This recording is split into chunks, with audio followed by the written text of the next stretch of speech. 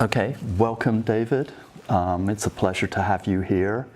We are really grateful to have your extraordinary collection as part of the Bancroft Library pictorial collection. And I'm really great. It's great that we can talk a little bit about some of the photographs that are in the collection, and also these new photographs that we've only seen some of them published, and we have a lot of material to go through, and I think we should just jump right in. And I really like this one. Could you say a few words about that? That's when you were in the... I was in the Navy, of course, you can tell by that. I'm home on leave about the time of the war when the troops are coming home from Europe. There were shortages in some of the armed forces, okay? And I live near a Navy base, okay? So at the Navy base, I got a chance to do a little traveling, which led me to eventually be inducted into the Navy. So when I returned from boot camp, I needed to have my picture taken. And there's a gentleman called Weems Photograph. He's the only photographer I knew then. So I contacted Mr. Williams and says, I want to get my photograph taken. And by the way, this photograph is in the archives at the Tamalpais now, because every year at Arms Day, Veterans Day, we celebrate, and all the GIs there, I call them GIs, people from the military, pictures are spread out, and we sing songs about each service had its own song. Mm-hmm. Can you say something about this one? I'm going to have you hold that and show it to the camera, maybe. Okay. And on the left, on the right, is my brother, Emmanuel. I only had one brother. And the next gentleman, young man there, name is Boko. I'm not clear how these relationships took place, but my mother somehow was related to Boko. That's the kid in the white. And here we are posing for some of my earlier photographs now. I took the photograph, and the next young man is my brother, Emmanuel. My first photographs, by the way, processed at the local drugstore, and you pick them up later. And I've kept these photographs all around, in anticipation I'd be doing something like this someday, right? No. So these are part of my icons. I knew nothing about photography then, but I kind of was headed in the right direction. Something was telling me, you're going to do something in this field someday. And of course I followed it. Right, and so Emmanuel's 12, I think, in this picture. And that makes you were probably, what, 16, is that correct? About 14. Yeah. And when did you actually first get your first camera? Nice question, I'm glad you asked it. Where I live, in the house of Alice Johnson, there were other people related to Alice Johnson. And Alice Johnson could not read or write. And the person who would bring magazines and that kind of thing would be me, because I'm in high school. Okay, early days of high school, really. So by that time, I also was kind of a salesperson. I had a sense that whatever you're going to get in life, David, you're going to have to go out and work for. Nothing came to me and said that to me directly. I had this feeling, the people around me are poor, they can feed me and give me a place to live, but beyond that, it's going to have to be up to you. I got that message early on. I'm leading up to how I found out about photography. So there was an opportunity to sell some subscriptions. So I went to some neighbors and said, how would you like to subscribe to this magazine? Okay. I said, by the way, you'll get a prize, and I'll get a prize also. Guess what my prize was? A camera. Fantastic. And I started taking pictures early on from that point. Right. So this is before you met and were at the California School of Long before. And so this is one of your teachers. And Minor White, I met Minor White this way. When I was discharged from the Navy, I knew, based on some previous picture taking on my part, a little amateur, that that's what I wanted to do. How is going to be the question? How are you going to get this? Well, I'm a GI, and I got the GI Bill. And once I returned from the service, I started reading magazines. In this magazine, not the magazine I sold to one of my customers, but and there was a story about Ansel Adams was going to be the director at the California School of Fine Arts. While I was in service in San Francisco, I didn't know anything about it. I didn't venture that far. I ventured only to the Fillmore district, which comes up later in our discussion. So I wrote a letter to Minor White. I mean, not Minor White, I beg your pardon. I wrote a letter to Ansel Adams. His name was mentioned. The reason I wrote the letter is because I wanted to be in a photography school. No photography schools in Jacksonville in the South. That way it would be a place where I was going to get my education. So I started looking around. New York Institute of Photography came to my mind. And then this magazine came to my attention that Ansel Adams was going to be in charge of opening a new department at the California School of Fine Arts, now called the San Francisco Art Institute. So I wrote him a letter. Actually, it was a telegram, and said, "Dear Mr. Adams, I'm interested in studying photography. I read this article. And by the way, I'm a Negro. It's the South, and many schools would not accept black students. Right. And even though I was going to California, California was different, of course, but I wasn't going to travel that many miles. So, oh, I'm sorry, we lost your paperwork or something." Yeah. So that's kind of how I made the contact with the So you decided to be very straightforward. Yeah. This is who I'm African American. And you should know this right from the get-go. Right from the get-go. Yeah. African American was not the term we used in those days. I'm a Negro. There are not many Negroes left, by the way. That term has kind of died out. Right. You know, we're African Americans now, that we're part of the broader society, right? That didn't exist then. So I had to cover my bases.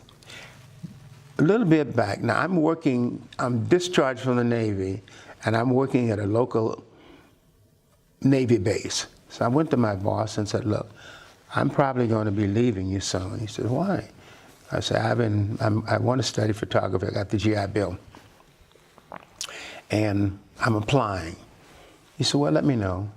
So when I finally said, "I've been accepted," he said, "Look, David, go over to what they call the personnel office, now called what? Human Resources. Yeah.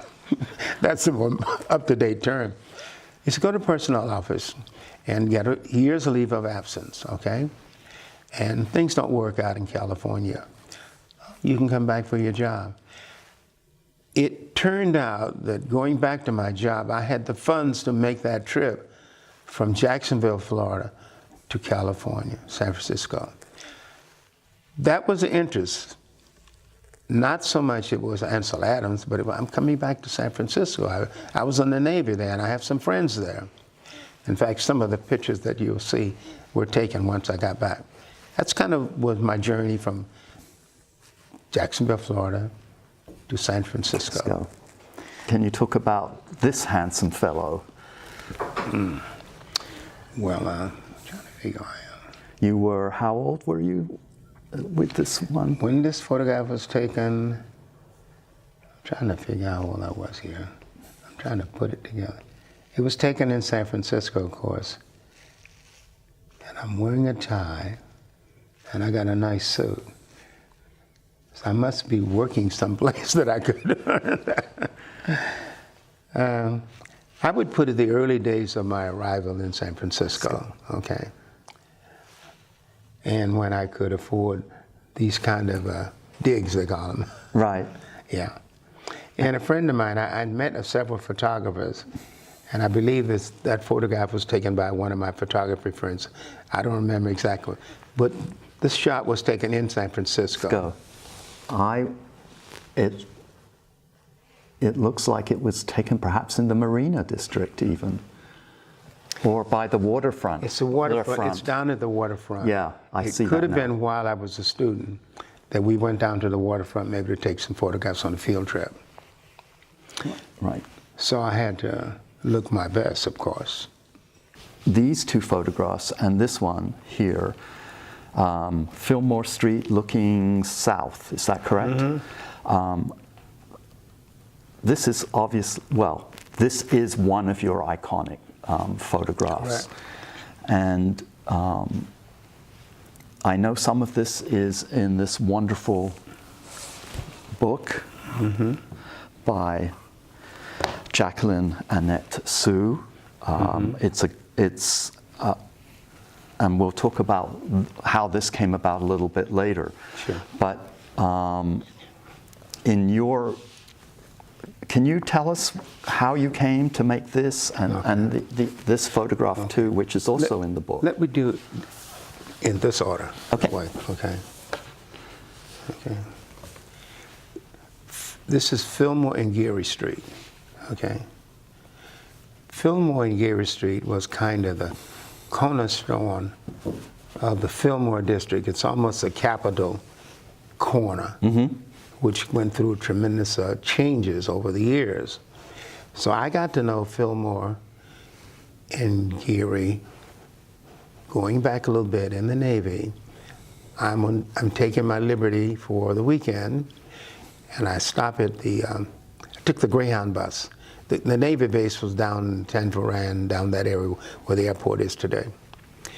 So I came along for some reason, and I knew that San Francisco was cold, so I had my pea coat on. And I ride on 7th Street from the Greyhound bus, and I said to a white gentleman, "Where is the colored district?" And he said to me, I'll never forget this, "You go to Fillmore and Geary, and that's where you'll find the folks." So I got on the streetcar. Streetcars used to run that. And I got on the street. And this is my first introduction to the Fillmore as such. Now, the photograph was taken much later, okay, when I returned to that corner. San Francisco had about 6 newspapers, okay. And there was a liquor store right on this corner. And black people weren't exactly allowed to come in and buy liquor in there. So this was the shot that really introduced me to the Fillmore, unbeknownst that someday, I would come back and take photographs there.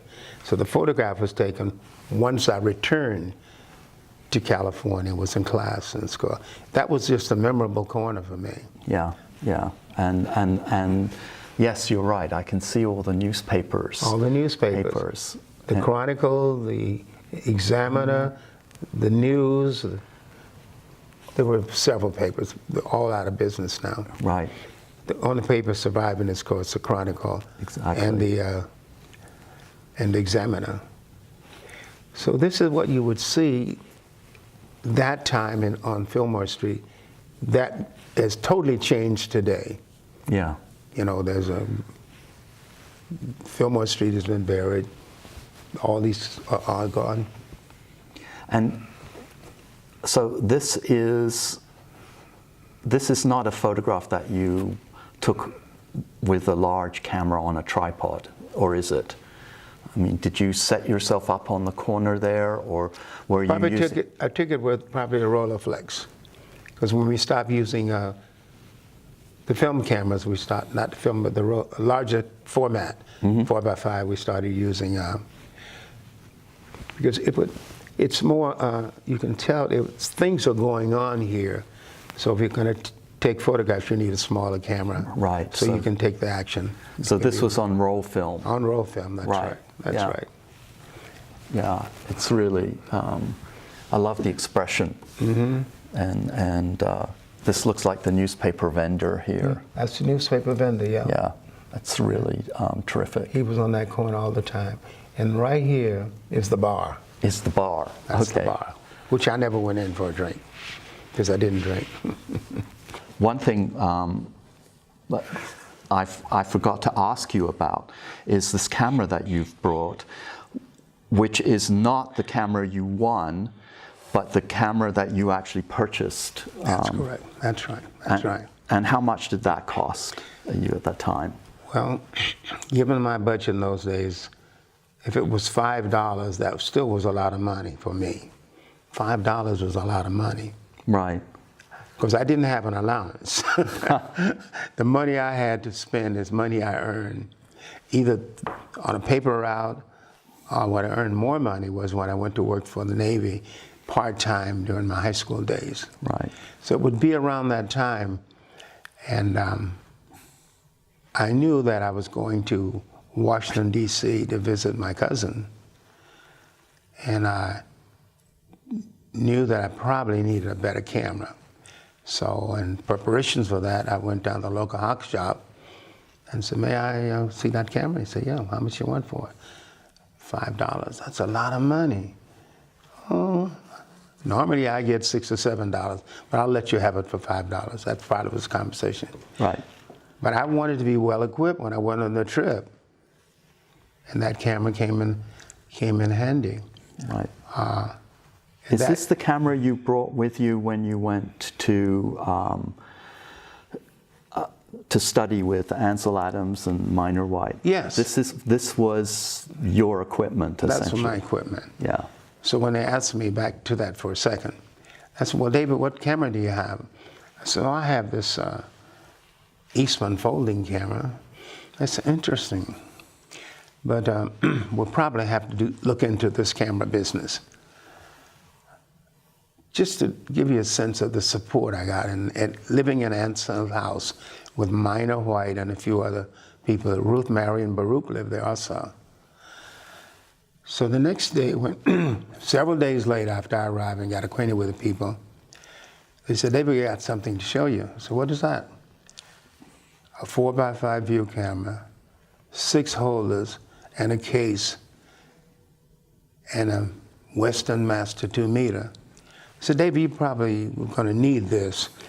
You might not want to hang on to that for memory, but in order to do the work in the class, you'll need this camera. I said, well, how much you want to pay you? Well, you can pay us some other time. Wow. Well, how about that for support? That's fantastic.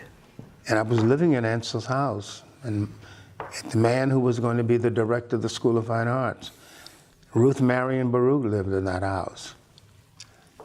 It was a good place to be. That's before we saw the campus. And several weeks later, well, David, we're going to go to the School of Fine Arts now. Let's go. Get in the car. I didn't go there on the streetcar like when Minor picked me up at the at the Ferry Building. Right. So we went there for the first time. And I had not met Ansel yet. Right. That didn't happen until later. Later, right? Yeah. So he showed up. And this picture here of the Fillmore Street, we're not going to hold it up because, but you can. I really like that story about how you took this. Okay. But I'd love to hear it in your voice. In terms of my career, I already have my own studio on Divisadero Street, which runs parallel to Fillmore Street. So that particular day, I decided to just walk out and see what I could see. And on my way to Fillmore Street, I passed several streets. Two things happened. On the way to this shot, there was a man on a skateboard. Man on the skateboard. I don't know if you have that. We do. Okay. I met the man on the skateboard. I had seen him before getting off and on the streetcar. Well, that's how we used for travel to school and other travel I had to do. And I had never spoken to this gentleman, but that particular day, something said, why don't you ask this gentleman if you can take his photograph? So I went on, I said, sir, would you mind if I photograph you? He says, no. San Francisco is kind of a gray city. You don't have those brilliant sunshines like you do. On that particular day, the sun is casting a shadow, and this man's photograph is in the background of the photo. I didn't think too much about that. So once I took the picture with his permission, I moved around. I walked down Post Street. Post Street runs north and south. Okay. No, east and west. Post Street, correction. Because this is looking south on Fillmore. So it couldn't have been that. So anyway, I wanted to call your attention to that. So I continued to walk with my camera on my shoulder now. After I took the photograph of the man on the skateboard, I walked across the street here. And the Bank of America is on this corner, Post and Fillmore. It was a bank for the black community. So if you wanted an account in Bank of America, you went there, which went through a real struggle later in life about integrating. So I climbed up the scaffold. There's a scaffold here. I climbed up the scaffold and focused my camera and took one photograph, because I was a little concerned about being that high. Today you'd have to get a permit for But you just climbed right up. I climbed right up the scaffold, and I took maybe one photograph. I was kind of anxious to get this little job over with and go back down to the ground. So I did. And later on, little did I know it would become one of my iconic shots. Because lots of things happened in this photograph. Jim Jones and his people met there before they went to Guyana. That's the People's Temple. Temple, that's right. On this corner here, this guy who led a lot of jazz things and moved down to the City Hall. I have to confess, I don't remember his name, but he's well known in jazz.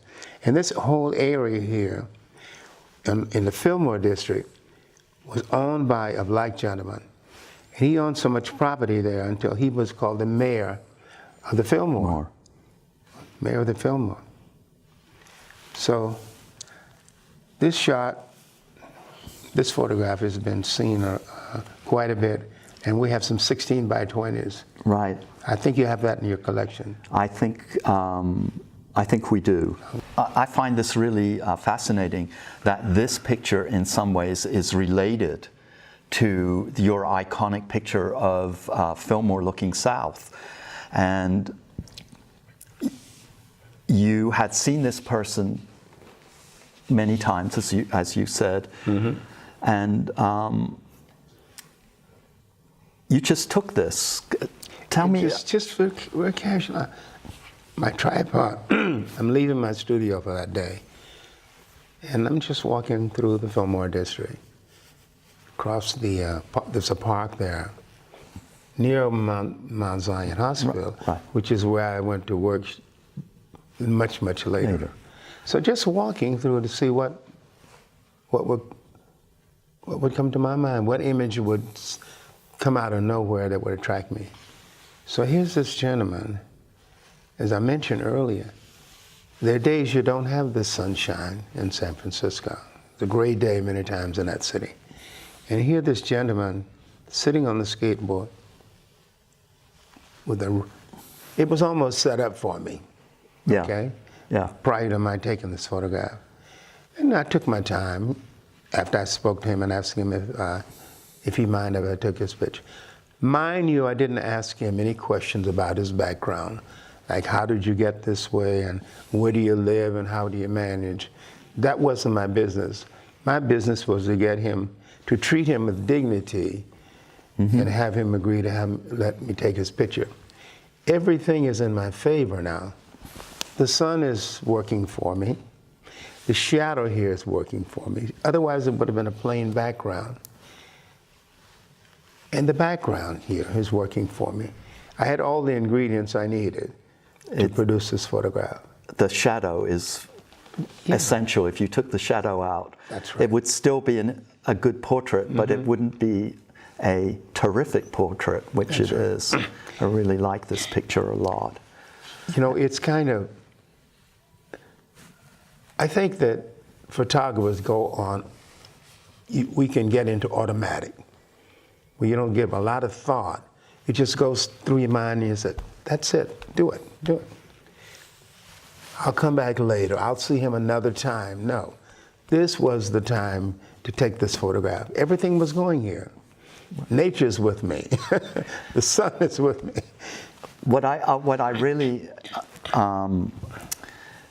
what makes this fascinating to me is that you take this incredibly, it's a candid portrait, everything is right, and then you walk around the corner and you climb a scaffold and you take a urban landscape view, which is completely different.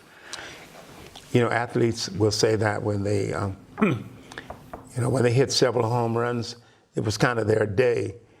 And there are instances in my life in photography where it was just my day, and the images just sprung out of nowhere, and it was almost saying, "That's it, go for it." Right. Man on the skateboard. So can we say you were in the zone? I was in the zone. Yeah, that's really. We can say that. Yeah. Can we repeat that? I was. You were in the I zone. was in the zone. And I'm going. I don't know what it is about this picture, but I like the idea of the music, the record shop, and this gathering here. Can you tell me a little bit about this particular photograph? Okay. This is Sutter Street. Okay. Over here is Fillmore Street. Okay. Yeah. The record shop was owned by a gentleman who was the record shop you go to get your rhythm and blues records and that kind of thing. And what attracted me, I had seen these people before. On this particular day, it's a barbershop over here that I would go and get my hair cut occasionally. Fillmore is here, Sutter is going this way, that way. So that particular day, just something said, well, take the photograph. You don't go over and ask them. They were flattered that I was taking a photograph of them. And what I learned much later, when I had this photograph in a show in Atlanta, Georgia, there's a record being sold called Bill Bull is Dead. Bill Bull was a senator from Mississippi and later the governor of Mississippi. Infamous racist, bad reputation, if you don't want to live in Bill Bull's state. So much later now, Jack and I believe we were together on that one, was in Atlanta, Georgia, and I had a show there. And the people who, it was a friend of mine who was in charge of this house, a Victorian house, which was turned to a gallery, art gallery. And the people who did a little research, they said, we're going to look up this record. And there's a recording, and probably you could Google that today, of Billboard. People they're not shedding any tears for Billboard.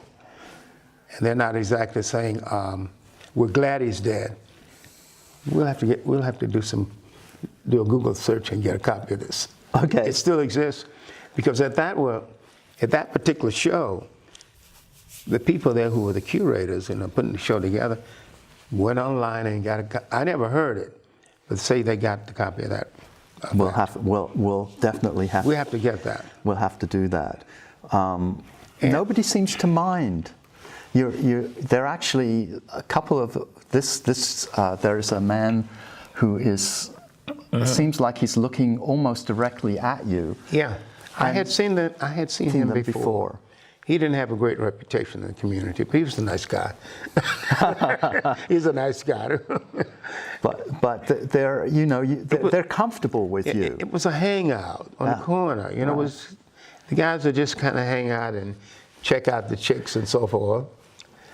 The women, strike chicks at women. I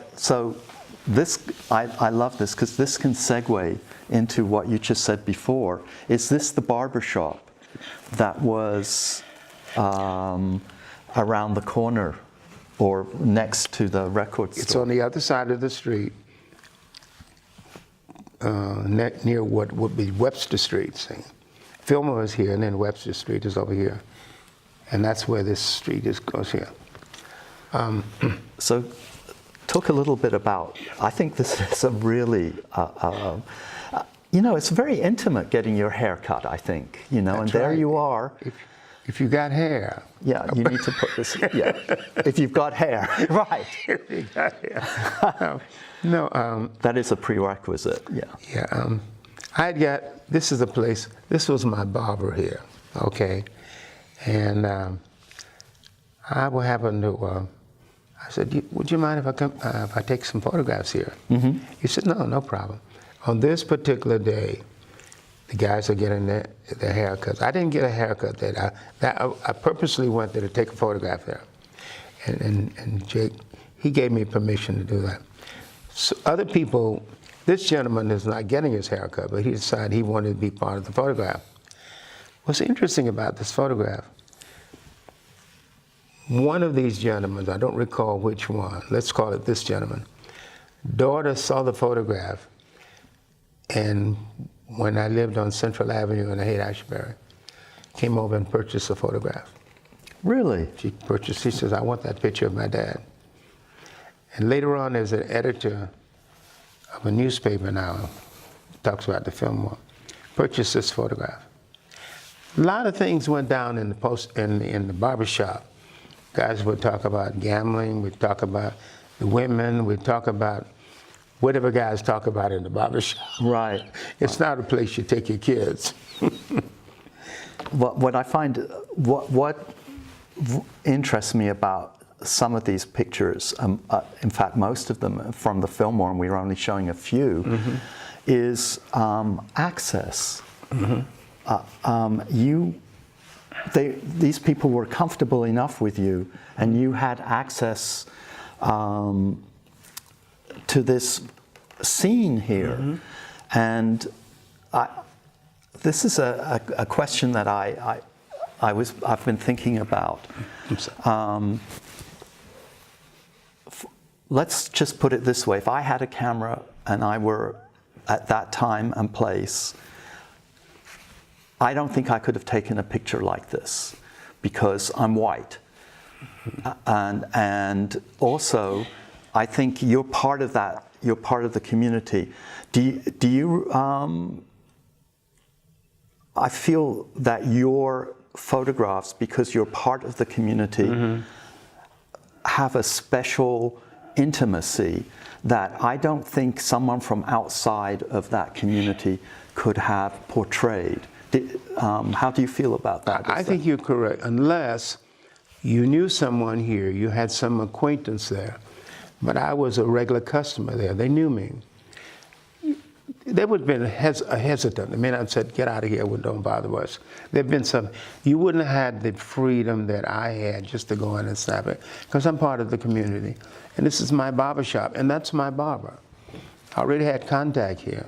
Right, so in a way, being what allowed you to take many of these pictures is the fact that you were part of that community, which is why we feel so privileged to have your work here, because you are actually the first African-American photographer whose archive is represented in the Bancroft. And we have Gordon Parks. Not yet. Not yet. Not yet. Or Roy DeCarver. But we have many pictures of African Americans in the Bancroft, but I would say most of them, the great majority of them, are taken by white photographers, and I find that you have to have a gift as a photographer and access.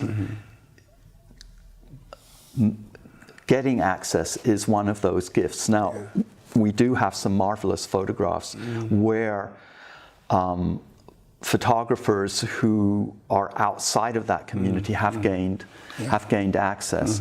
But for me, what makes this whole archive so special in a way is you were part of all this, and you were, and that to me is a very important factor. That although the topic may seem a little uncomfortable when we're speaking, I don't like to talk about race because I really don't believe in it in a sense, because there's a human race. Yeah, that's it. There's only one race, the human race, and everything else is kind of, there are differences, but within the human race, right, there are differences, right, and they take on they wear different clothing sometimes, we could put it that way. And they take on a different significance, and sometimes I don't think we can get beyond that. No. But I really am very interested in exploring the kind of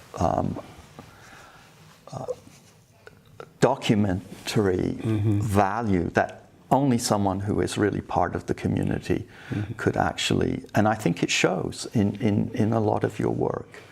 Here again is to me is another beautiful example of an intimate moment. And can you talk a little bit about this picture? This was taken in the Bayview District. Oh. Okay. My wife then and my kids lived in the Bayview District in San Francisco.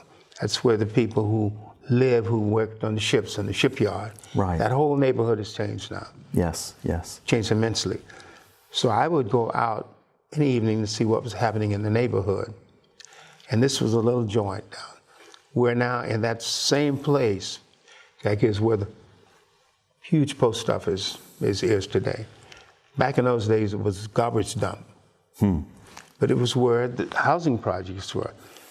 We don't have any in the archives, but I took pictures of those housing projects. Those are little girls with the... yes. Yeah, we'll get to that. Playing hopscotch. Yeah. So I just walked in and what am I going to do this evening? I think I'll just go down to the club and see what's going on. What fascinated me about the photograph is the hands. She is snapping her hands to the music, obviously, and the other hand is on his shoulder. His hand is around her waist. This gentleman's hand he's observing them, started checking them out. Right. And there was a writer called Floyd Pierce, once upon a time, lightweight or something. And I'm told that this gentleman looked like Floyd Pierce. Huh. I didn't remember that. I said, that looks like Floyd Pierce. This is not Floyd Pierce, and he wasn't present that evening. But there was something going on, really, within those little walls. I mean, there's just a lot of things going on. His hand can't be shown here, but it's there.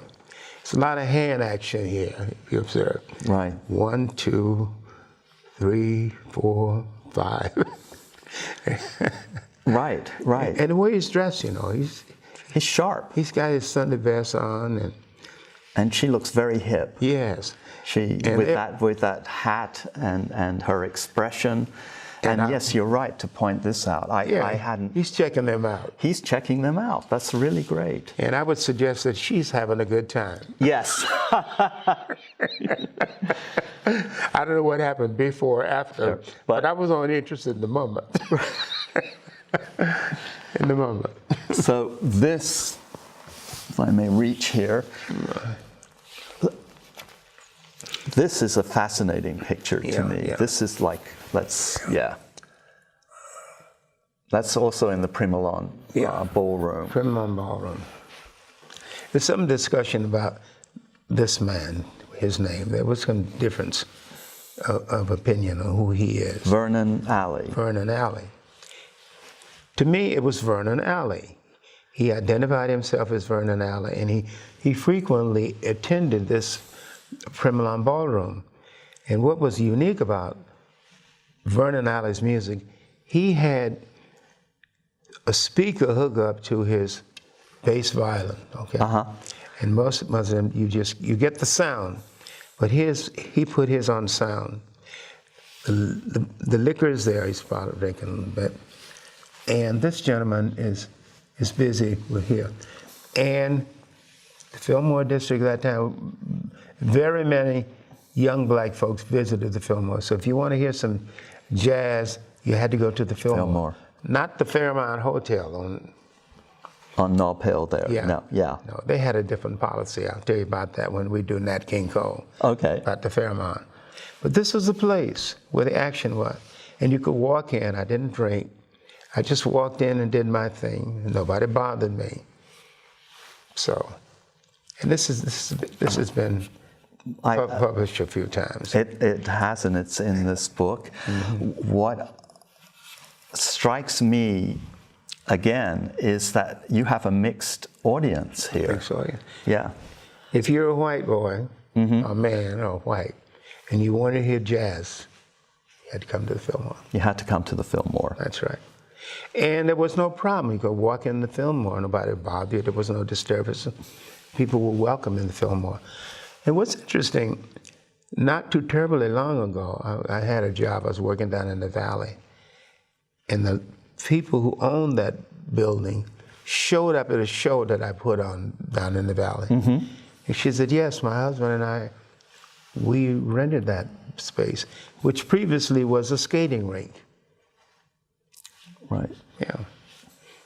I had not known that. I had never met the owners. Until recently.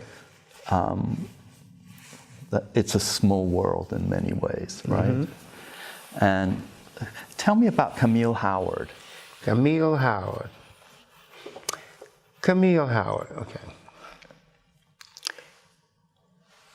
I have to tell you the more recent story about Camille Howard. Okay. This photograph showed up somewhere in the UK. Really? Yeah. Well, a couple of years ago, several years ago or something. So I got this email saying, we want to do an album on black blues music, and we are aware of this. That's before our transaction. Okay. So we'd like to publish it. Well, they went online, and I said, oh, what am I going to do with these guys? And back then, before you guys acquired my work, if I tell them I want $500 or $1,000, I wouldn't have a deal. So I said, you can publish it for $100 and send me a copy of the album. I have it, and somewhere I'm going to look it up. And Camille Howard. And she was a blues singer. A blues singer, yeah. Yeah. And if you Google Camille Howard, she'd come up. She was, and she wasn't drinking. Notice she's got Coca-Cola up here. Right. Could have been a Coca-Cola ad, right? Almost, with the shape of the bottle. Yeah, the shape of the bottle. But yeah. I really like the way this is framed. Yeah, and the observer there. Yeah. Again, looking and... She's connecting with the audience, and he's connecting with her. Right. And check out the hand action. Right. Just, one hand is on the piano. And I didn't notice, but this piece of jewelry looks like a watch. Yeah. Yeah. It does look like a watch. Yeah. Yeah, there's a lot going on in this photograph. Right. And for the last one of this kind of section, we chose this one for you to talk about. This is Cody Williams. Cody Williams. And I think he's a fairly well-known trumpeter. Well-known trumpeter. Yeah. Well-known trumpeter. he too, no, let's see, where am I? Cody Williams was not playing at that club. It was a club where the 1300 Club is now. 1300 Club is right. What's that cross street, Jackson, for the 1300 Club?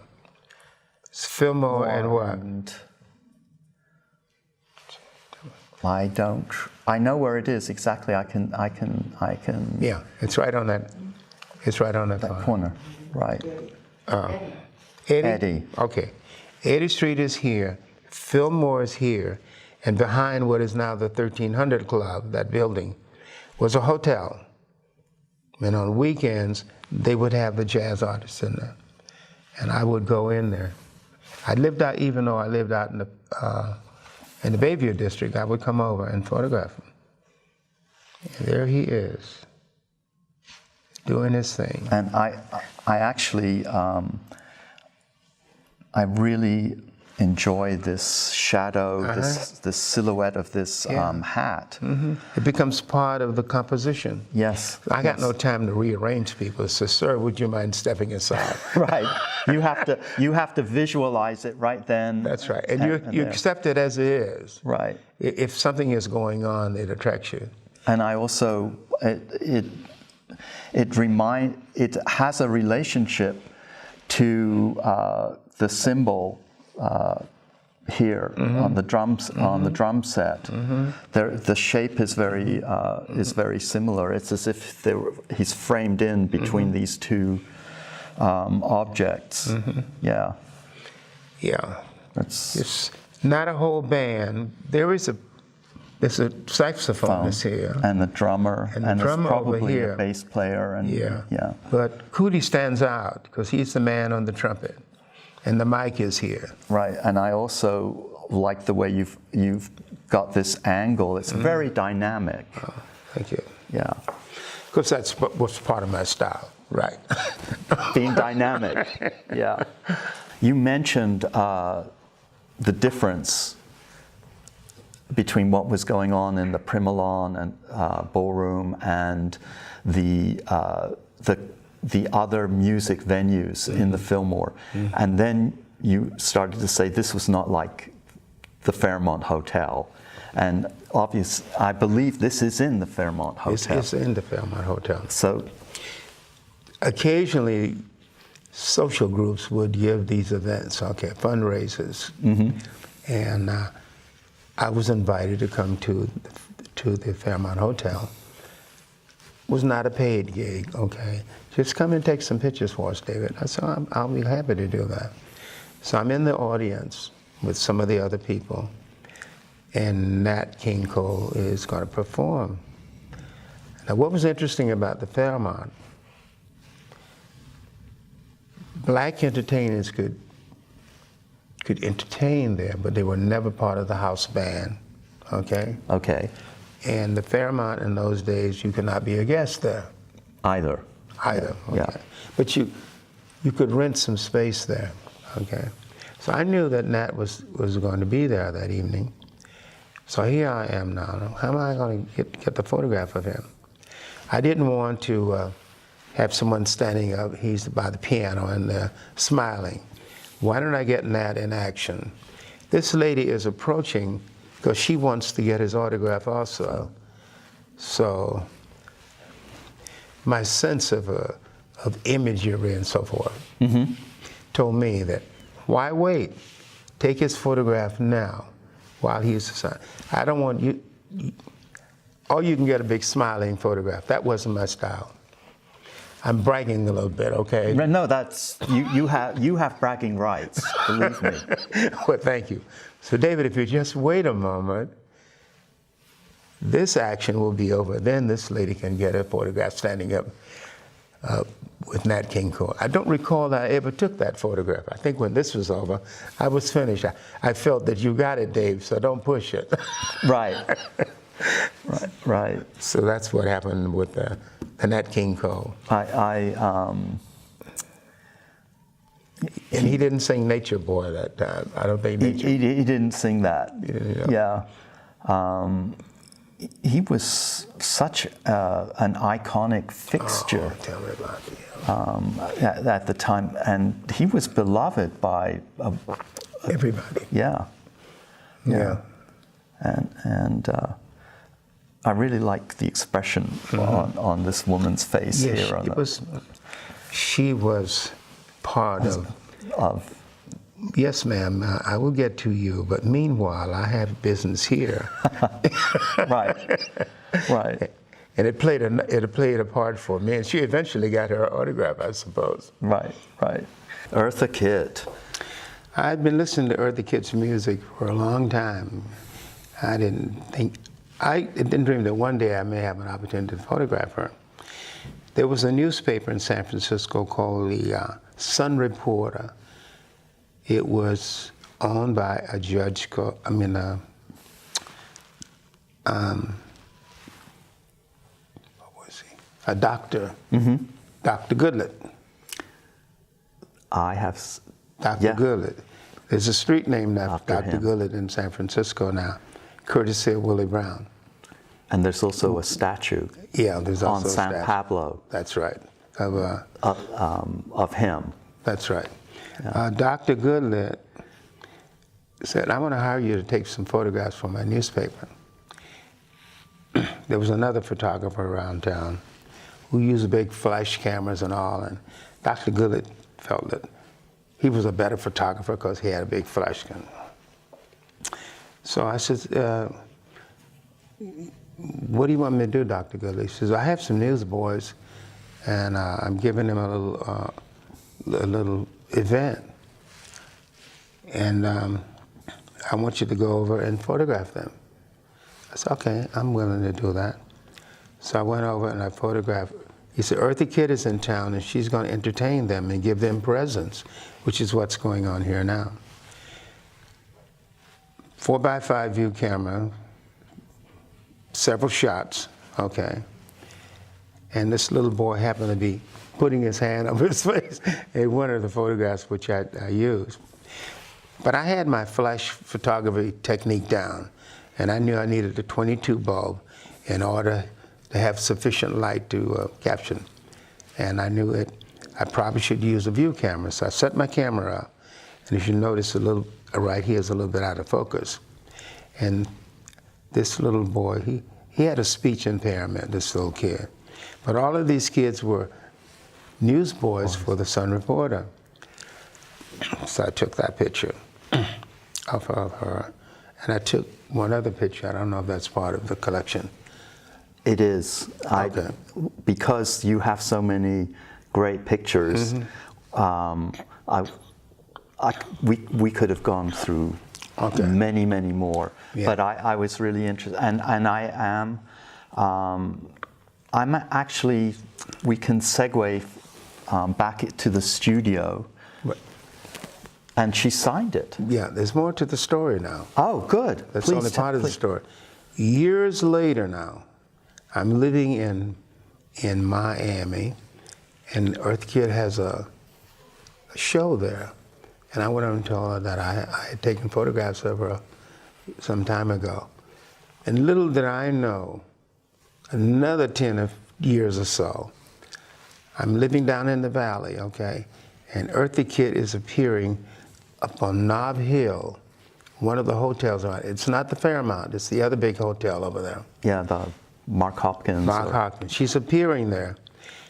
And the gay community turned out in force there. And I came up and I said to Eartha Kitt, "I have something you'd be interested in." She said, "What's that?" I said, "I have a photograph of you, 2 photographs of you." She said, "Really?" So I took the photographs out. And she just was blown away. I said, "Now what I want you to do is to sign the photograph for me, okay? And you'll get a copy and I'll keep a copy. Is that a deal?" She said, "You got a deal." Great. So that's how you got the autograph. That's how I got the autograph. Years later, she's somewhat older by then, and the gay community turned out en masse that evening. And I had traveled a little distance to get that photograph. And I figured if I offer a photograph back as she looked back in the day, she still was a very attractive woman. But it wasn't quite like this, and had all these kids standing there. And what was neat about this little kid couldn't take what was, he put his hand over his face. So everything just fell into place. I found that when I photograph, there are many things going on in the photograph that I didn't anticipate. It becomes a gift, beyond what the composition was. And if you're kind of right on the button, you say, oh goodness, if I'd done this, if I had waited a while, this little kid wouldn't. No, it's what was going on that attracted me. I think that says a lot about my style. Right. And also you have to be prepared for these moments. It's not, yes, it may be a gift, but if you're not ready to receive the gift, what's the point?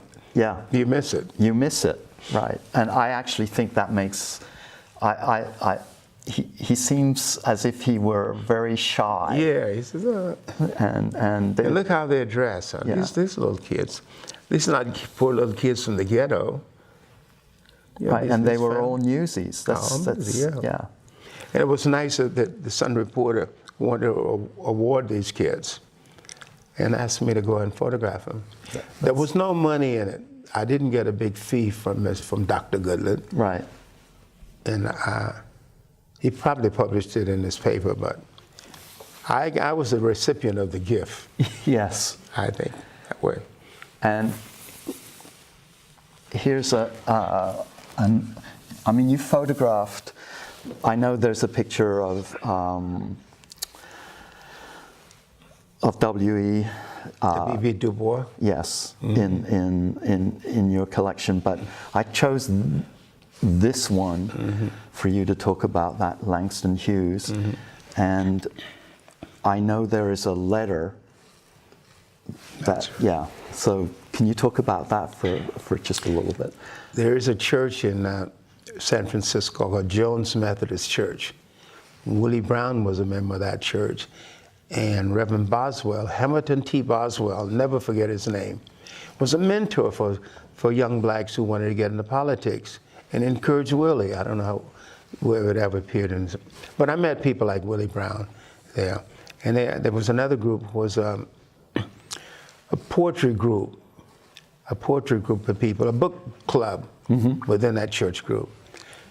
And they knew I was a photographer and invited me to this reception in fact, they sent away and communicated with Langston Hughes to come out and do a portrait reading.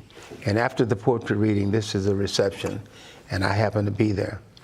Notice that he has a cigarette. Yes. He died of cancer, some years later. But when I sent him the photograph, and he wrote me this nice letter, I made sure that the letter was in the book. Right. You remember that? Yeah, yes. And I knew where I lived at that time. Yeah. And the postage was 3 cents, I think, postage, what it was. Yeah. So that was very important to me. Just to be there was not a money thing. Yeah. And like, I had all my exposure down. I can use flash then in those days. And this lady was, her husband was a mover. And the father of this young lady sort of became my surrogate dad, Mr. Davis Movers. Yeah. So that was at their house? On California Street. And you will find any black people living on that block, that whole neighborhood. The neighborhood was beginning to integrate and people were moving away from the Fillmore. People could afford it. Well, later on the kids may have sold the house, but it was the decline of the black population in San Francisco. Let's go. The minister of Jones Methodist Church, very much on the same street where the looking south on Fillmore, which is Post Street, okay? And it's very near Webster, where I took the photograph of the man on the skateboard, okay? I had first met Joe Kennedy at Mount Zion Hospital. As a student, I needed some work, and I went by Mount Zion. I says, I'm a student, and do you have any work here? I said, yeah, we come in. We'll give you a job. It was a Jewish hospital, and the people there, it's massive now, that same corner. They were very interested in young blacks who were trying to do something, you know, change their life. And I met a number of people there who later on became lawyers and that kind of thing. And Joe Kennedy was working there. Joe Kennedy was Mr. Mouth in a way. He kind of knew everything. He was a great jokester, but a good friend. So I would go in the evening and do my dishwashing. And it was a young lady there named Lucy. So I wasn't married then. Joe says, you know, if I were looking for a wife, I would take a good look at little Lucy. I said, really? So I took a look at Lucy. I was already working there, okay. And this young lady came in to get a job. And apparently my little department, Lucy Johnson was going to work in that. Well, here's David. He'll teach you and tell you all about what's going on, okay? So we all got pretty well acquainted because we worked part-time. So I told Joe, I said, you know, she's kind of interesting. And the rest is history. She is the mother of my kids. Yeah. The lady who encouraged me to go to this motivation thing and all, just a wonderful woman. As an aside now, Lucy and Jackie, my present wife, were good friends. They were the first black women to be hired by Mom Bell as long-distance operators. And later on, when I went to work in the post office, she didn't talk much about that, so I'll take advantage of that and talk about it. I encouraged her to come work in the post office, because I worked in the post office as a clerk. And I said, why don't you take the test for the post office? She took the test and really went very high in the post office, became a postmaster. I left the post office because I didn't want a career in the post office. Then I went to work for UC Medical Center, and I worked there until I retired. I just had a big job there. And part of the propaganda, not really propaganda, when I'm sending out information on why you should name the Justin Irma Plaza David Johnson, a lot of my history and things I did in that war, I was amazed. I was just doing my thing. Right, right. You know, ran for sheriff. Oh, yes, that's also in the book. And my Democratic friends crucified me, a Republican. I say, hey, you know, Abraham Lincoln was a Republican. Before you all switched to the Democrat, he was, you were a Republican, of course. Not totally switched. Now it's switched.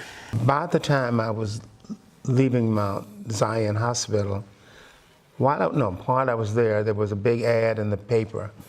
The post office needed postal workers. And the post office historically has been a big employer of black people. And the jobs were, you were not a mail clerk, you were not a carrier, but you could be, I forgot the title, but you were kind of a laborer. A handler. Yeah, mail handler. That's the term. Yeah. You didn't work at the post office, did you? No. I applied once. You applied once. Yeah, Okay. A very long time ago to do the Christmas rush. Right, that's it. So the GIs are coming home. The post office needed workers because Lincoln Annex was expanding. You know, the city is growing, still growing then. So I applied to the post office to work there. And I thought maybe I had flunked the test, but as it turned out, I had not flunked the test. So I went to work in the post office. Worked there a number of years and was about to have a career in the post office. I continued to take photographs, of course. And I didn't know that I didn't have this sense that I was conscious that you can make a difference and you can work with people. So they needed someone to be president of the Postal Alliance.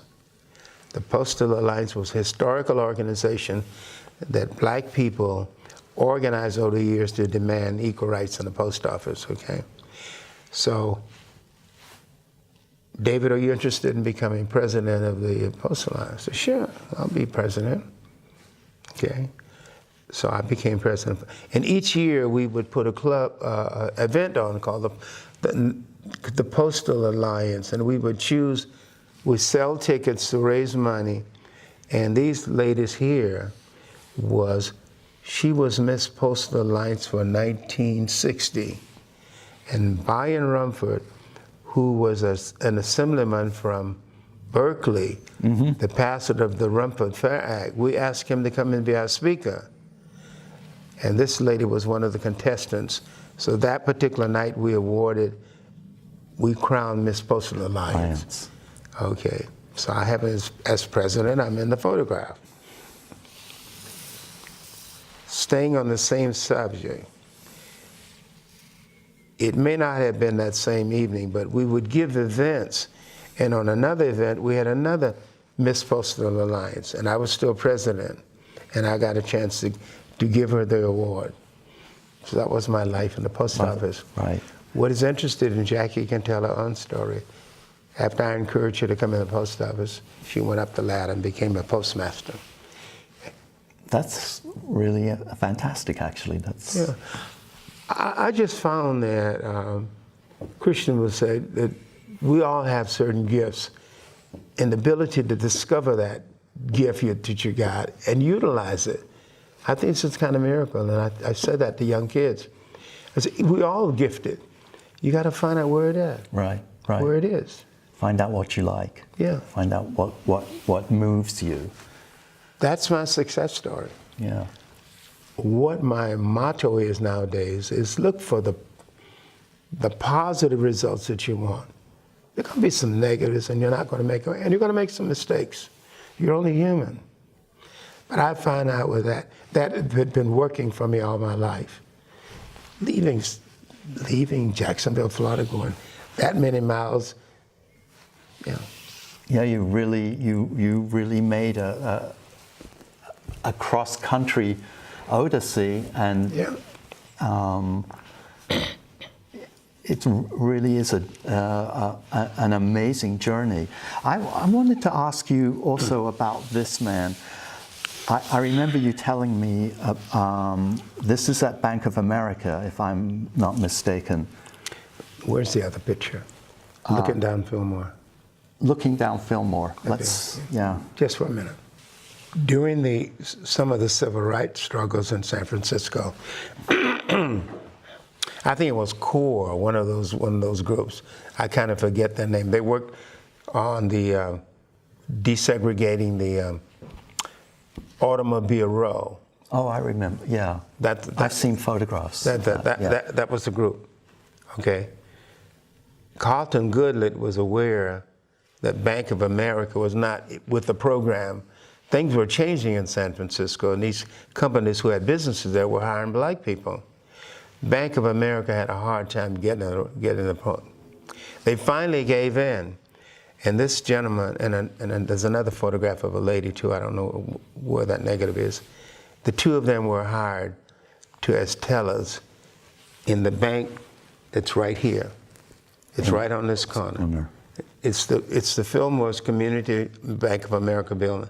So if you want an account in Bank of America, it was they never picketed. The picketing took place someplace else. So that was it. And so this gentleman was a teller there, and probably became a supervisor in Bank of America. Long after. So there were no black tellers. No black Not tellers. even in the Fillmore until CORE got on their case. And Carlton Goodlett asked me to go out and take a photograph of this gentleman. So this was, you were still with the Sun Reporter. Yeah. Okay. Yeah. So, and can I make the same assumption with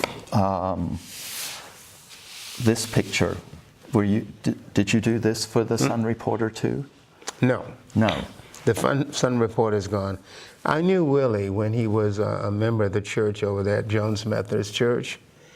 And when he was running for office on 2 occasions, I worked in his campaign.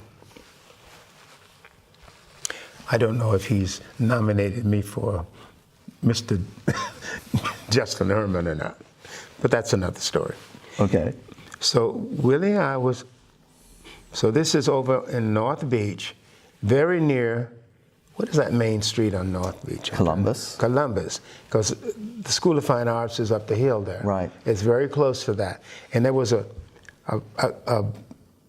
club there that you go to, a lot of guys went to drink. I forgot the name of it.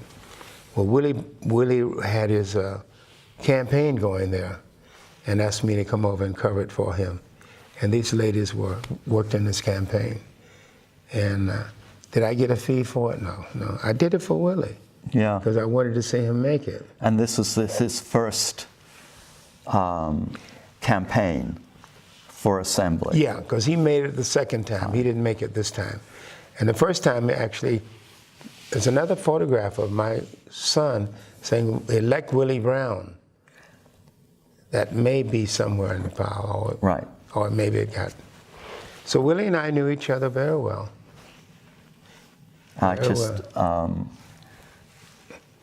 just love these hats. and the sashes. And you can still see Willie Brown in this picture today. That's right. Yeah, it's still there. It's still there. Yeah. Willie Brown today and always, until he reaches his demise. What was interesting, I got to know a lot of these guys when they're starting out on their campaigns. Even decided I'd take a shot at the sheriff's office. That's how that came about. Yeah. Yeah, but. So I really enjoy this picture of your studio. I love the lines, and I think there's something very modernist about the way this picture is composed, and also the way the studio looks, all those clean lines. How long did you have the studio for? In 1952, I think you started. Yeah, yeah, that's right. I had it several years, and working at the post office, it was not uncommon for people working at the post office work the night shift and do your day gig and day gig. So that was what was going on. And it was kind of taking its toll on me because I'm busy photographing during the day, and I got to get enough sleep to work on the midnight shift. Right. So you sit there with those letters and Jackie would have appreciated that. You're sitting there with those stack of letters, and the supervisor walk around. We'll throw a letter every now and then. Leave me alone. Or they'll tell you, go over here and work on the flats. The flats were magazines and all. They didn't go into pigeonholes. So that was I was trying to handle that. And I got my family, I'm trying to raise money and that sort of thing.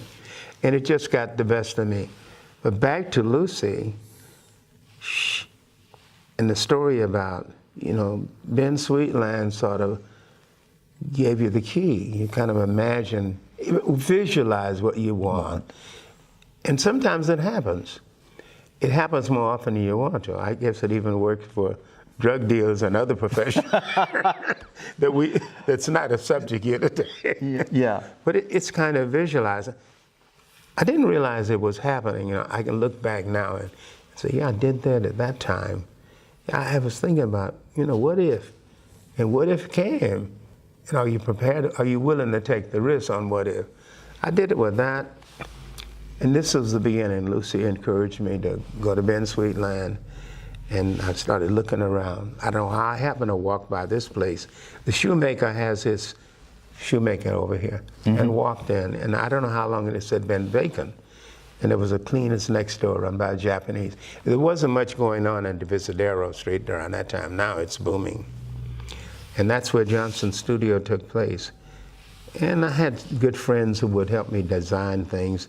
And thank God for Sears Roebuck's, because I would buy my paint there and we painted everything. So, and this elegant lady. The elegant lady was taken in the studio. That's what I thought. In the studio. We don't have very much of your studio work.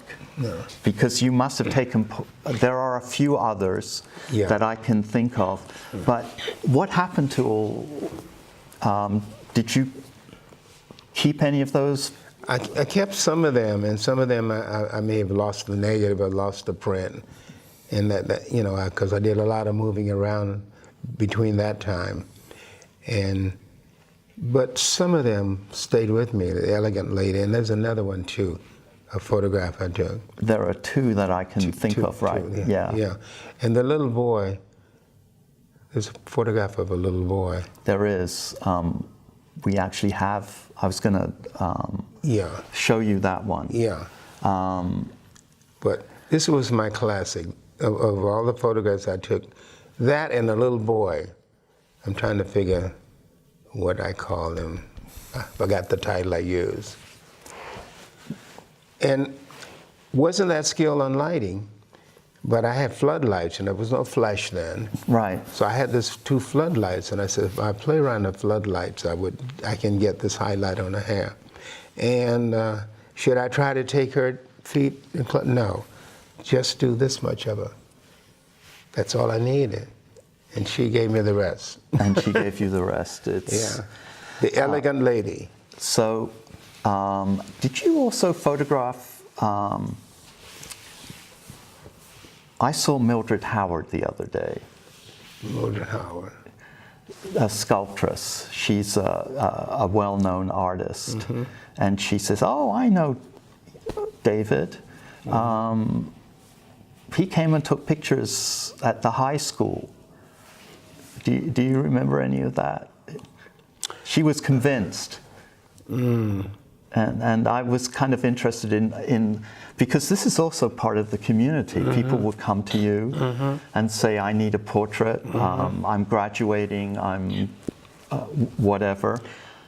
And I don't remember her, but I did do quite a bit of that kind of thing. People didn't have a lot of money. Right. And they wanted quality photographs, I would do that. Right. Because I wasn't making a living in doing this, because I always had a side job. So I just had to, ration my time. Ration your time, yeah. So when you're going to work on midnight shift, it's advisable to get some sleep. Right. It was a wonderful step. And I guess, and taking on the position of President of the Union was a big step. I'd never been the President of the Union, but I was kind of a... You were multitasking before we had that word. You're right. You work all day and you go to the post office at night, and it was kind of a good, because everybody was doing that. Many of the minority small business people weren't making that kind of money, so the post office was a good gig.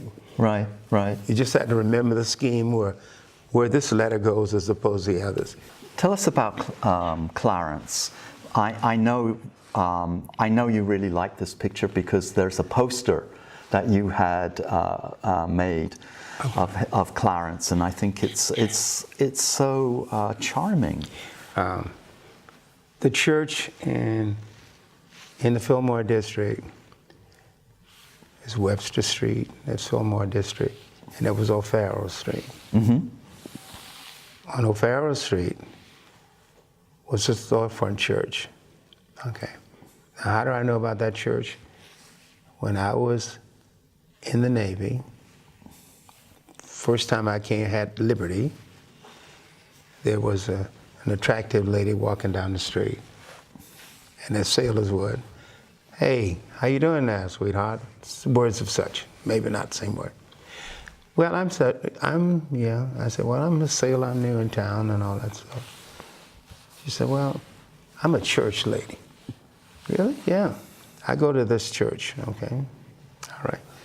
And if you if you want to see me, why don't you come by my church? Okay. So the next time I was in town, I went by the church. Okay. And this is the Navy now, right? Right. When I returned to San Francisco later, as a student, I went back to that church, okay, because I had friends there. Oh, you're back in town? I said, yeah. And this little boy was being cared for by a lady who was probably not his mother, was a caregiver. And Minor White gave us an assignment. He says, this is an environmental portrait I want you to take. I didn't know what an environmental portrait was, but Clarence became my environmental portrait. This is an environment he's sitting in, right? And this portrait is what I took of Clarence. And when I took the photograph back, my colleague said, that's a nice picture, that little boy. You should send it to the Chronicle. The Chronicle had a photo contest, okay? So I sent it to the Chronicle. The Chronicle made a picture of the week, and I made my first dollar, $20 or $25. I said, wow, there's money in photography after all. After all. After all. So Clarence is really my signature photograph. Yeah, it's a charming little kid. Yeah. And this neighborhood is gone now. It's gone. So was this in the Bayview or in the? No, this is in the Fillmore, the heart of the Fillmore. Yeah. It's probably where the David Johnson Plaza is going to be, in that neighborhood, if we're out downtown. This is another. Would you consider this an environmental portrait as well? I think. Yeah. Yeah. Not only that, it's Ansel Adams' environment. This is in front of Ansel Adams' house. This is where we lived when I first came to town. Now, Minor was gay. Okay. I didn't know what was going on between this young man and Minor.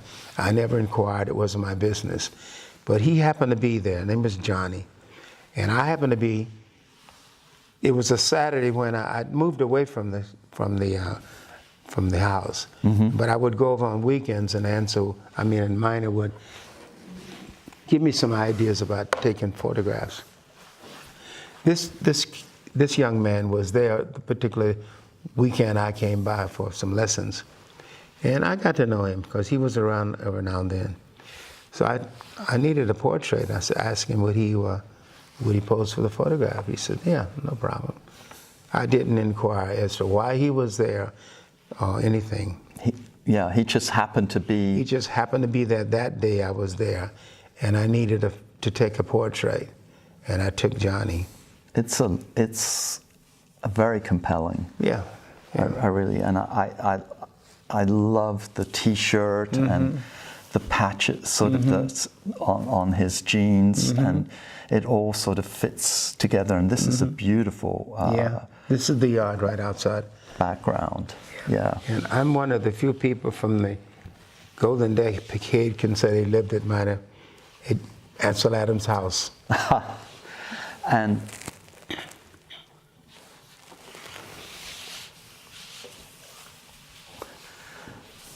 tell me about this picture. It's such a mother and child. This is the lady who said, listen to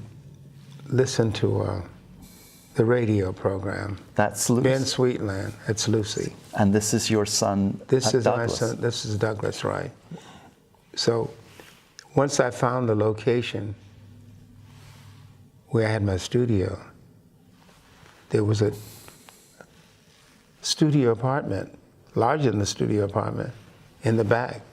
So we had places to live, and we had a kitchen, we had a refrigerator, and my first television set we bought when we were there. And in that whole area, a good buddy of mine built me a dark room. So I had my dark room, I had my studio, and I had my living quarters. And I think Lucy at that time may have gone, I kind of think she had started working for the phone company. I'm not certain about that, Right. but she did. Well, that's Lucy, the mother of my children, and a good friend of Jackie's, by the way. Yeah. It was like marrying in the family. Kind of. And I find this picture intriguing. Okay. We had an assignment. I'm in school now. And we're going to go out in some little town over there in the East Bay. And my job was to, let's just move around the town and take some photographs. So I went into this community, and there are these little twins. You'd almost know what year, 1940, isn't that 1948? Yes, it is. 1940, I'm still in school, okay. So this is my assignment. These people let me go into the house and photograph these little kids. And I figured that it was... It all fits, all the family portraits. I think this calendar is really... Yeah. Yeah, and this is how people displayed their photographs on the wall. Right. And then the important ones were framed. And did you set this up? Did you say, I'm going to push the... No, that's the way they were. They were just there. It's there. I didn't and make any you change. recognized it. And This is something I need to do my assignment, so I'll do this one. Okay. It's really... you see why we had a hard time picking just 12 of your photographs to put in that show downstairs in the gallery. It was difficult to figure out. Well, there's so many good ones. How can I just pick 12? Right. I'll send you the check later. I won't reveal that we have this. David, how did you take this picture, and when was it taken? It would be 1960, probably, prior to the Civil Rights Movement. And we're having demonstrations all over the country. And the NAACP was sponsoring a demonstration downtown in San Francisco, in front of City Hall. And there is this statue of Lincoln, and it was just one of those days I was just in the zone. In the zone. The photographs would just say, here, move over here. So this photograph, the little boy in the lap of Lincoln. Now, how am I going to get this photograph? There are other people there. Well,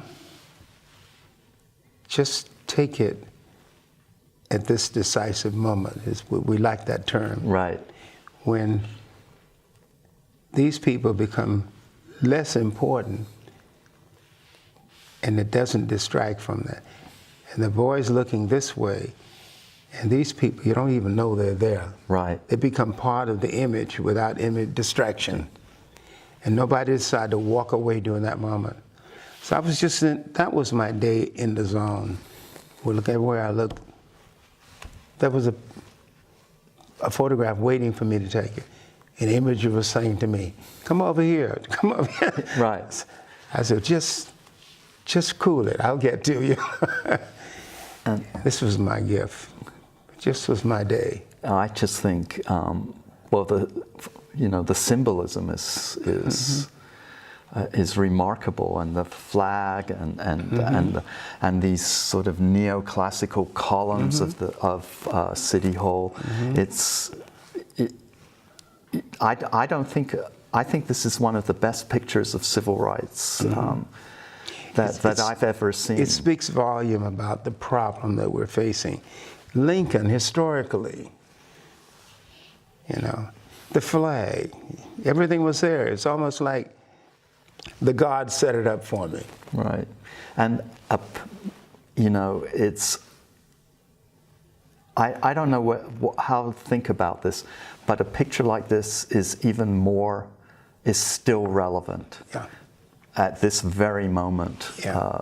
We're not there yet. I don't know when we'll get there, but I think it's sometimes it's one step forward and two back, and at any rate, I think these are very important. I'm so pleased I was there that day, and the weather. It's not a sunny day; it's a soft, light day. And the images just came, and the people in their place. It's as if I set it up that way. Right. And look, the white on his collar, and the white in the flag. And this lady decided she would stand behind this. It was made for me. Right. And if the light had been any brighter, you would have had to contend with a lot of glare coming right off of it's a soft light. Yeah. Yeah. Fabulous. And then, of course, excuse me, there's this, the We Demand, another. It was my day. Did this happen on the same day? I was in the zone that day as they talked. We demand. And that's just, the message is there. It's like she's the star, and here's her supporting cast. Yes, absolutely. Yeah, we demand. And the way it's framed, the way her hat is almost at the edge of the frame. It ends here. It's and her expression and looking up. Yeah, she's not looking at me. And her supporting cast over here provides that. And it provides a counterbalance. It's a fantastic image. So now what I'd like to do is have Jackie sit where I am sitting. You stay. Okay. Well, David, it's been a long time. 1957.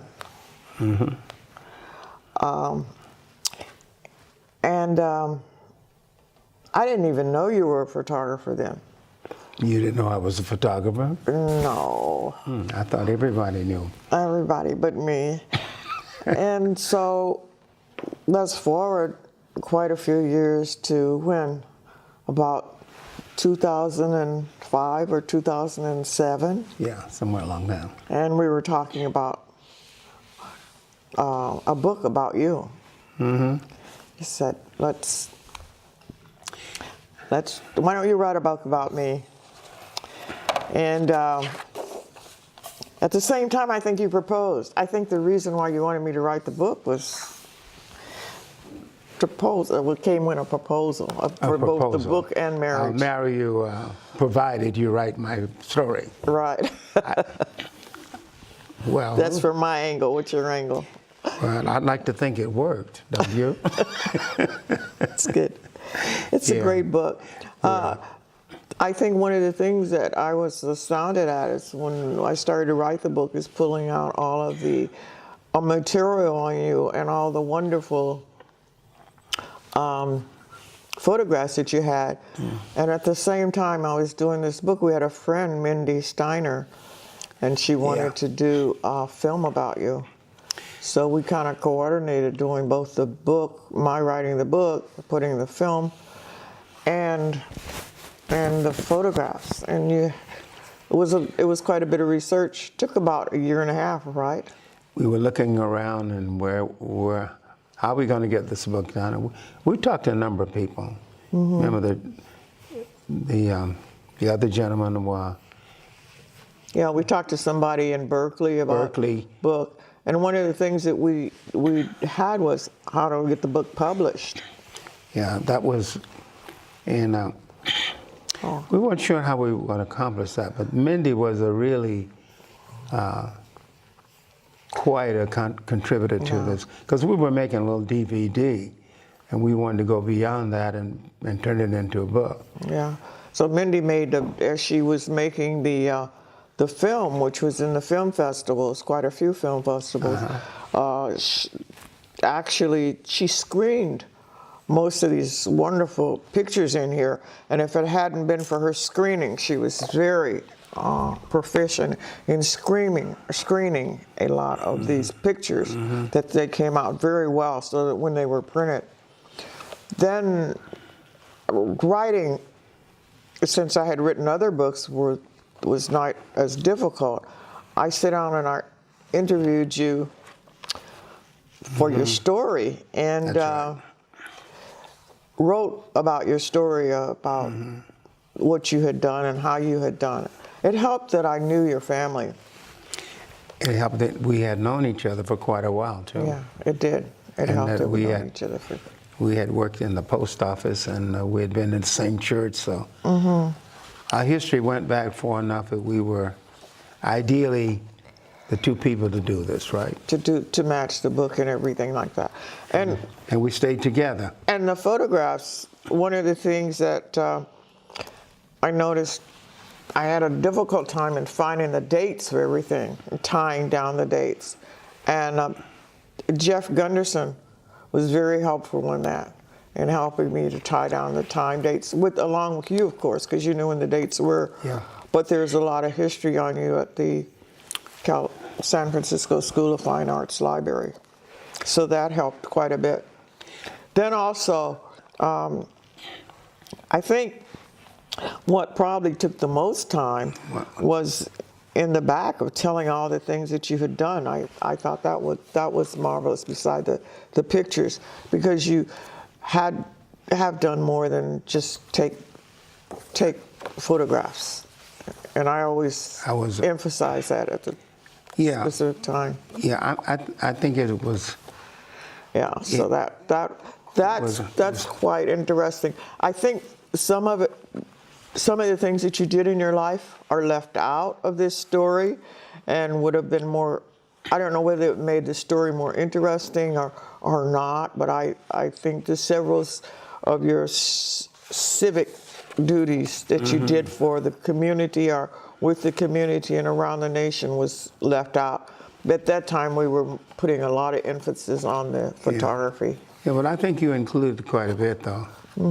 It could have been just on my activities outside of being a photographer, but it sort of went together. Yeah, it did. For an example, my working at UC Medical Center, you put that in the book. And your trips to Cuba, because the time. I was in Cuba when Fidel was still in power. Yeah, right. People running to Cuba now saying, "Oh, pictures of Cuba." Oh, come on. Been there, done that. Yeah, so different things for your things on Cuba. Yeah. But I'm glad the book has been so well received. One of the things that we had on the book was that we decided to self-publish the book. That was unusual. That's because we wanted the book out in time to go along with the film at the film festival. I think that was a good decision we made. Yeah, so the decision to self-publish the book. So yeah, that worked out fine. And we had, in the gathering all of these photographs and getting the images that we were going to use, because there were other photographs taken, but I think we probably did it. The choices that we made a big difference. It did. I like the cover. I don't know, everybody noticed the cover that they liked on the book, that these are our composite of two different photographs. I thought you did a marvelous job on this. And the cover of the cover of you taken, and this is the cover of Fillmore, and is this Fillmore and Setter? No, Fillmore and Geary. Fillmore and Geary, right. That's the heart of the Fillmore. That picture is actually in here, but it's a composite, so that worked out fine. And what else other turned out fine, and logo, is the photograph of you and Gordon Parks. Yeah, I think I told you how that happened. Gordon Parks was having a show at the Oakland Museum, and the people at the Oakland Museum was looking for a local photographer who would hang their work during the time where Gordon Parks' work was up. In the, was that Half Past Autumn was the title of it. So that made a nice back cover. It's a nice backdrop. for the books. So that's great. Did I ever tell you, though, maybe I didn't, that we had an assignment at the School of Fine Arts to talk about a photographer that the work that you knew. So Gordon Parks name came immediately to me. And I did some research in discovering how Gordon Parks worked and how he was such a good photographer that he ended up working for Life magazine and some journeys he took, which inspired me that Gordon Parks can do it, I can do it too. Great. So he inspired me that there was a African-American photographer whose work that I could, that would inspire me to go ahead and do my thing in photography. So he really inspired me, was really kind of a role model for me. And having the chance to meet him, and that was better. Because when I wrote my little paper in the class, I had never met Gordon Parks. And luckily, the time he had his Oakland Museum, I was chosen as one of the local community photographers who would exhibit our work. And that was So it worked out perfect for the future of your book. And it worked out perfect for the title of the book, A Dream Began So Long Ago, because this does start when you started as a child. I don't know whether people recognize as they read the book, it's actually in 3 parts of your life. It's at the beginning, when you were a child, when you were a young man, and then when you became older. And the story segues into each one of those parts, and how they influenced you as a black and white photographer, and how you begin to see things as a child in black and white, because that was the world you lived in, was a black and white world. That's right. But I thought you did a marvelous job selecting the image. I didn't play too big a part in that. I just let you go and do your thing. And it worked out. Well, thank you. And we remained married. We didn't get in a fight. Not doing the book. Not now, honey. We'll fight later. So it's a great product, and I'm so proud of you for participating. Well, I'm proud of you too. You're a great artist, photographer. Great. Artist, photographer, yeah. Thank you. That was fabulous.